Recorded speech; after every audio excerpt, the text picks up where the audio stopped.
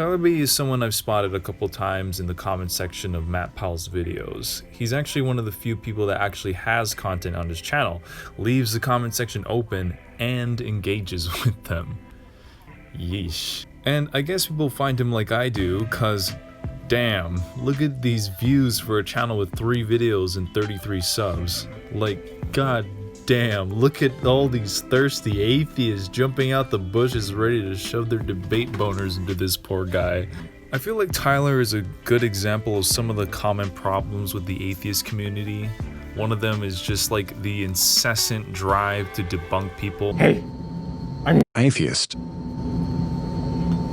Can you give me this medal? Because I deserve it. Now, that's not to say that all or even most atheists are like this. There are many level-headed, rational, respectful atheists. But no group consists of entirely great people. Not that I'm so perfect either. My inner liberal gets the best of me sometimes too. With that said, let's move along to Tyler's irrefutable proof that the God of the Bible exists. Hello, my name is Tyler B, and I have irrefutable proof that Christianity is the one true religion. So, here's my proof. The gospel has been preached unto the entire world, from Norway to the Amazon, to North Korea, to Papua New Guinea.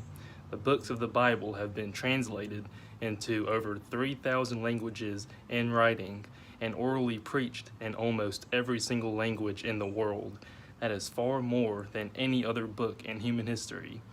It is the most widely distributed, best-selling, and most read and listened to book in human history. Christianity has been embraced by members of every ethnic group and every nation by the millions. If the entire universe was created by a God, then we must assume that this God is universal. Christianity is the only truly universal religion. Therefore, the Christian God must be the one true God. Now, I imagine if you're like me, you're probably frothing at the mouth. Just because something is popular doesn't make it true. But relax. If you read the comments, that actually isn't his point. He doesn't say, I have proof God exists. He says, I have proof Christianity is the one true religion. He's saying, out of all the other religions who already assume that God exists, I can prove my religion is the correct one. But Tyler, I think that you would agree with me when I say that in order for your religion to be true, God would have to exist, because if God doesn't exist, then your religion isn't true. So that's the first thing you have to prove. You have to prove that a universal God exists. Second, just because God is universal doesn't mean his message has to be. A universal God doesn't even have to have a message at all. If he did, he could keep it a secret, or even save it for a select few. Third, is the Bible really as universal as you make it out to be?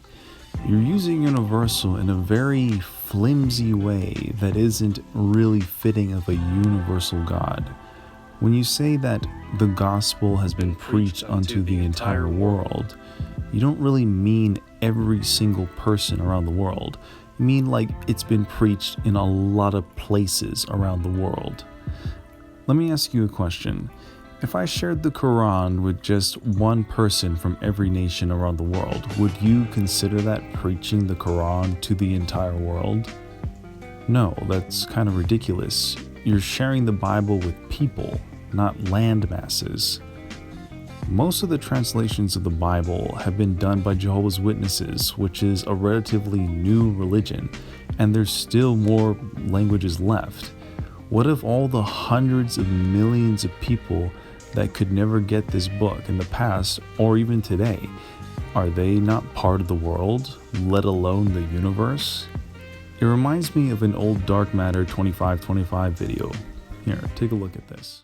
This general area, from the Tigris in the east to the Mediterranean in the west, and from Mount Ararat in the north to the Nile in the south. This tiny section of your creation will encompass the entirety of your interactions, recorded within your sacred texts. Tiny? This is a rather significant portion of land, if you ask me. Oh, it surely is, Yahweh, but this is hardly the extent of your creation. While you involve yourself with the traditions and politics of this little area of the world, the rest of the planet will continue in its many diverse ways without your interactions. They will develop their own religions and cultures, many of which will conflict with the ones you grace.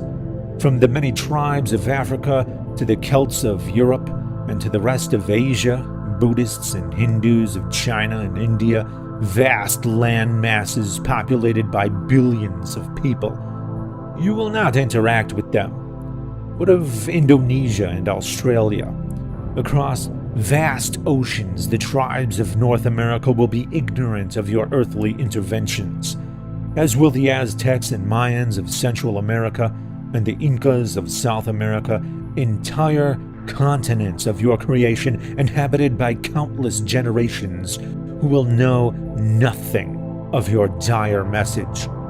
In fact, they'll each invent their own versions of gods who will echo their specific cultural values, no differently than your chosen people will echo yours, so you will seem like just another invented god, sharing the same cultural values as the people in the one area with which you will interact.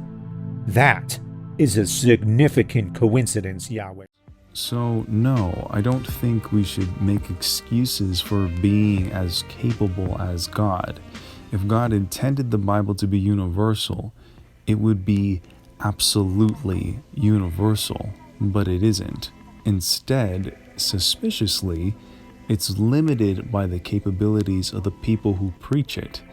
People who, while spreading it, for some reason have to appeal to human authorities, as if a god would need their permission. And these authorities often imprison, torture, and execute these people. Does that really sound like a message with the support of an almighty God? Or does that sound like people spreading a message they really believe in while making excuses for why their God that doesn't exist won't help them? Do you really think it's reasonable to believe that an all-powerful God would use a book to give out his message? Because to me, that just sounds a lot more like something people would do.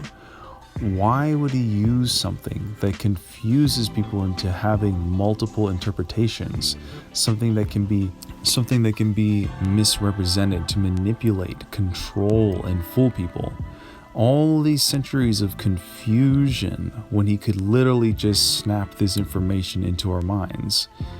Think about all the persecution that Christians have had to suffer just to spread this message, for it only to reach the minority of people who have ever lived on this planet, and then of those people have them all be confused and fight about whose interpretation is right, while atheists think the whole thing is crazy. Again, all this from a person who could make this message known to everyone instantly. Now, I imagine you might have an explanation for some of these things, but here's my challenge. Can you prove that your explanations are not only possible, but actually prove that your explanation is true with practical evidence? Or don't. That's also cool. That's really all I have to say.